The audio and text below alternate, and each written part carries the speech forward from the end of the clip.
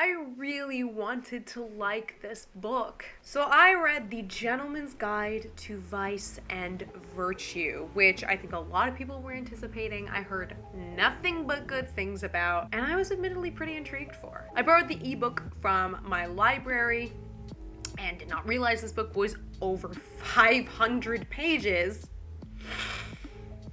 It didn't need to be. And started it just expecting to have a story I really liked with a main character who, you know, might start out kind of rough, but obviously has to learn a lesson by the end. But he doesn't, really. And I hated him. So this is the big issue I have with Gentleman's Guide to Vice and Virtue, besides the fact it was far too long and nothing really happened. It's that the protagonist is a trash can. And not even a fun trash can, he is just a trash can.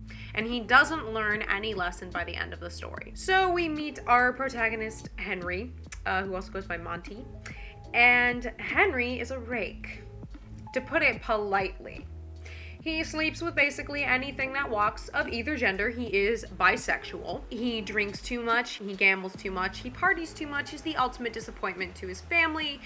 And, okay, he's desperately and secretly in love with his best friend, Percy. I think this is meant to be the one redeeming aspect of him. I will get to this later as to why it ended up bothering me. This is taking place kind of around the Napoleonic era, so therefore, obviously, Henry being bisexual is something that needs to be kept quiet. If he's going to have affairs and if he's going to get caught, they should be with ladies.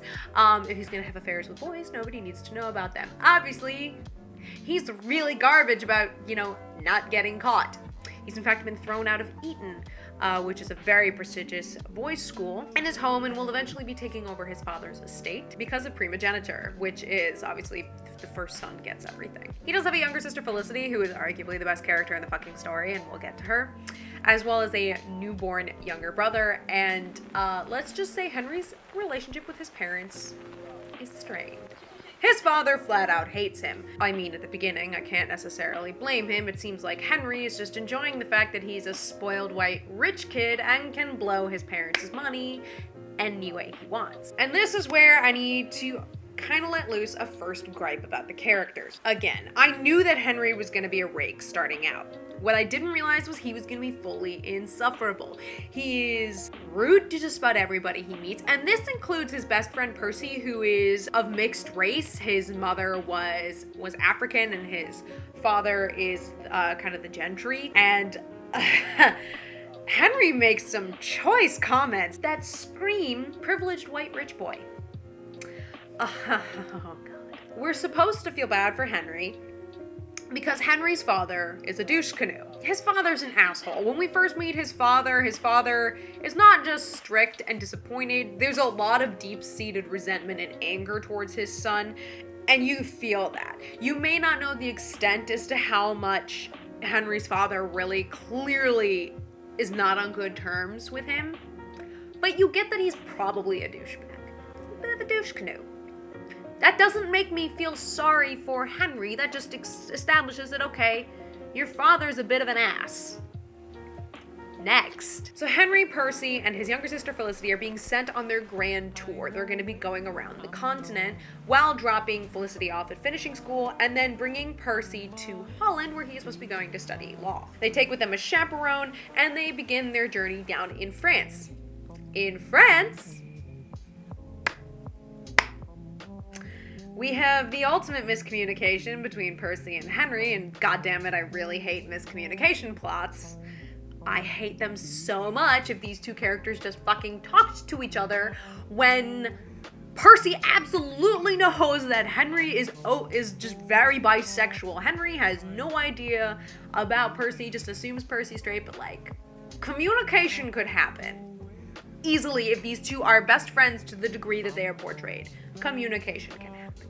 Sorry, it can. Because Henry and Percy share a kiss and miscommunication happens, they're fighting, so Henry decides, oh, here's a really pretty woman who is very attractive and who wants to lead me to her bed. Let's go with her. At a party where Henry is there under his father's name, touring the continent, you have the Duc de Bourbon there,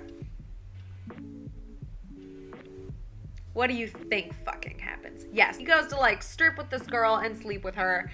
They get caught. Henry runs out stealing something on the way just because he wants something to steal, because he's like, oh, it's the Duke of Bourbon and he was rude to me. I'm gonna steal something. And this is where we come into the whole privileged white boy thing. And he gets called out on it, and yet he just does not seem to listen. Henry is like, what does it matter? I ran out. Nobody's chasing me. Percy says, of course nobody chases you. You're a lord's son.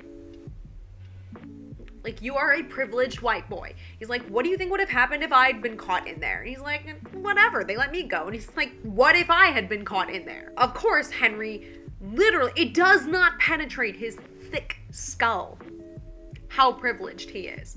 And then Felicity's like, you just left her there? You left that girl there? And he's like, well, yeah, it's like, it'll be fine. She goes, it's different for the woman. If a woman gets caught in that situation, she's like screwed for life. You just get to run away. And like, it still doesn't penetrate. This is the part that kills me, is that throughout this book, there are so many moments where people try and tell Henry, you are a spoiled, privileged, white lord's son. And it does not penetrate. But what we also have, and this is what I find so frustrating, so many moments in the narrative where other characters look at him and tell Henry that he has worth, that he is worth something, that he is a good person, that he has skills beyond just being a pretty face. And I'm like, yeah, you know what his skills are? He's a fucking con man. You know why he's good at conning people? Because he's used to having to sneak out of places he shouldn't have been. He's used to having to wriggle out of situations he shouldn't be in. That's why he has those skills. And guess what? He only uses them when he wants something. He never really does anything for a particularly selfless or altruistic reason. It is always for self-preservation. Always. Throughout the entirety of the narrative. And I got real sick of people saying, you have worth, Henry. You have worth. And I'm like, really?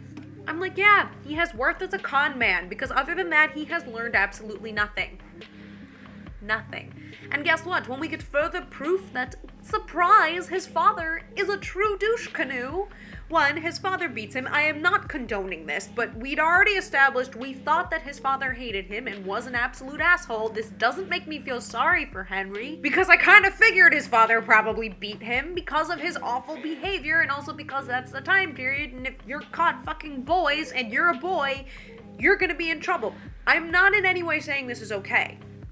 I am in no way condoning this behavior or those attitudes. But this was supposed to be brought in as a huge shock and suddenly make me go, oh, I feel sorry for him, therefore I'm going to like him. No, I do feel sorry for him, but I still don't like him. And I still don't think he learns his lesson. Because later on, when we have to further vilify the father character in order to make Henry a good person, we're like, oh, his father, was known for stealing people's wives, was known for knocking up girls in the country, technically his marriage in England is invalid, blah, blah, blah. And I'm like, he hates his son because he sees himself in him. He can't tell him to learn from his mistakes because that's way too many truth bombs to be dropping. But I'm like, this is all being used to try and make me think that there is change in the main character when there isn't. With the exception of maybe drinking less and no longer philandering, Henry doesn't change. And the reason I don't really say he changes is because the reason he stops fucking around with other people is because he gets everything that he wants at the end of the story. Spoiler alert, Henry and Percy do get together by the end of the story. Henry gets everything he wants, therefore he stops the bad behavior. And that is like giving a 3-year-old what they want so they stop throwing a tantrum. And it's so frustrating. And I hated Henry for the entirety of this book. I just went, this is a trash can protagonist. I couldn't get over how much of a trash can he was. I couldn't. Especially when you have Percy, who's a decent human being for the entirety of the story, and Felicity, his sister, is this amazing asexual wannabe surgeon queen. I seriously thought that Felicity should have been the main character of the story. I want her to go on a journey of self-discovery of how, fuck finishing school, she should be a surgeon on a pirate ship. I think that's literally what the second book is about, and that's the only reason I'm looking at it.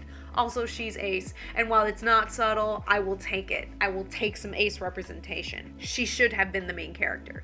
As for the plot was pointless. The plot moved along at a glacial pace. The plot of the story is that Henry stole something he shouldn't have, and they get chased around the continent, and that's basically it. The best part of the story is when they hook up with pirates, and like, I then wanted them to throw Henry off the boat and have this be a story about pirates.